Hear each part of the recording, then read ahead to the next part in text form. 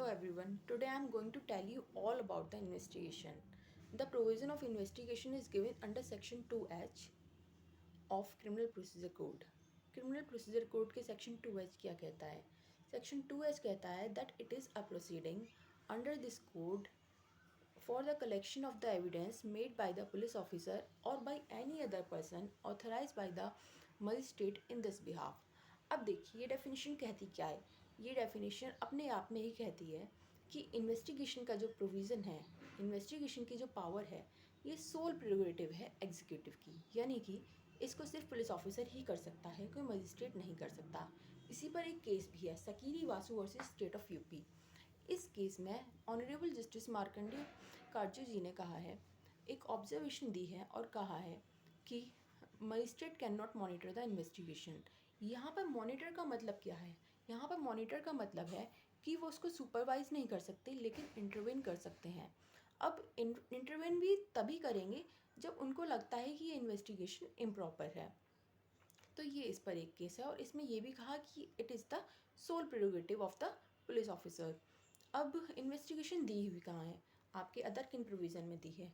Investigation non cognizable cases में आपके section 155 clause 2 में दी है.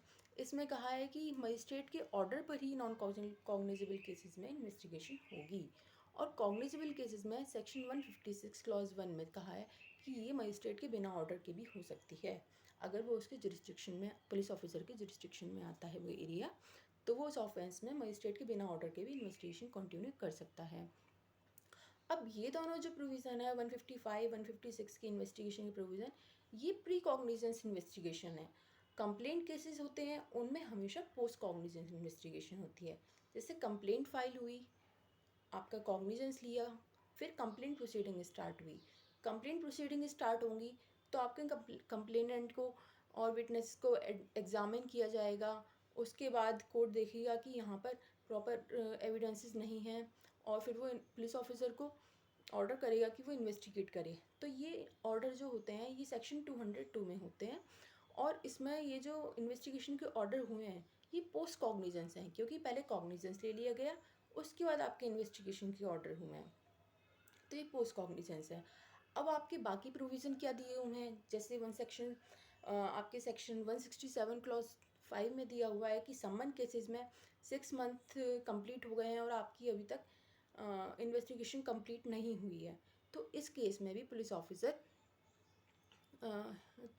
इस केस में पुलिस ऑफिसर इन्वेस्टिगेशन को स्टॉप कर देगा मजिस्ट्रेट के ऑर्डर पर. और लेकिन अगर मजिस्ट्रेट से वो इस इन्वेस्टिगेशन को कंटिन्यू करने के ऑर्डर ले लेता है तो वो इसको कंटिन्यू भी कर सकता है. ठीक है. अब आपका और प्रोविज़न क्या है? दूसरा नेक्स्ट प्रोविज़न है आपका सेक्शन 159. इसमें भी मजिस्ट्रेट इन्वेस्टिगेशन की ऑर्डर देता है. जब भी कभी पुलिस ऑफिसर ऑकरेंस रिपोर्ट लगाता है और उसमें ये लिखता है कि ही will not continue the investigation, तो वो इस बेसिस पे लगाता है कि उसको लगता है कि ऑफेंस उस सीरियस नेचर का नहीं है कि इसमें इन्वेस्टिगेशन होनी चाहिए, that he will not start the investigation. Then in that case अगर मजिस्ट्रेट को लगता है कि इन्वेस्टिगेशन होनी चाहिए, उसके डिस्क्रिप्शन ये कहता है और कोई केस मेड आउट हो रहा है, तो वो उसमें इन्वेस्टिगेशन के ऑर्डर दे सकता है. अब इन्वेस्टिगेशन का नेक्स्ट प्रोविज़न क्या है? इन्वेस्टिगेशन का नेक्स्ट प्रोविज़न ये है कि आपका सेक्शन 173 क्लॉज 8 में फर्दर इन्वेस्टिगेशन के प्रोविज़न दिए हैं. फर्दर इन्वेस्टिगेशन के प्रोविज़न पर भी सेम ऑल प्रोविज़न अप्लाई होंगे जो कि आपके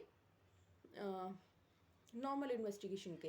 लेकिन फर्दर इन्वेस्टिगेशन में क्या होता है कि जब भी कोई इन्वेस्टिगेशन हुई, कोर्ट सेटिस्फाइड है इससे कि हाँ ये इन्वेस्टिगेशन ठीक है, लेकिन इसमें फर्दर इन्वेस्टिगेशन और होनी चाहिए फॉर द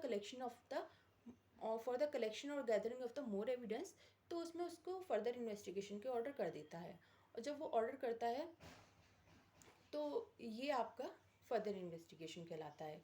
लेकिन दूसरी यहाँ पर एक चीज़ और आती है, री इन्वेस्टिगेशन फर्दर इन्वेस्टिगेशन से कैसे अलग है? ये क्वेश्चन बहुत कन्फ्यूजिंग होता है. तो जो फर्दर इन्वेस्टिगेशन होती है ये तो उस इन्वेस्टिगेशन के बाद एड ऑन होती है, लेकिन जो री इन्वेस्टिगेशन होती है ये फ्रेश होती है.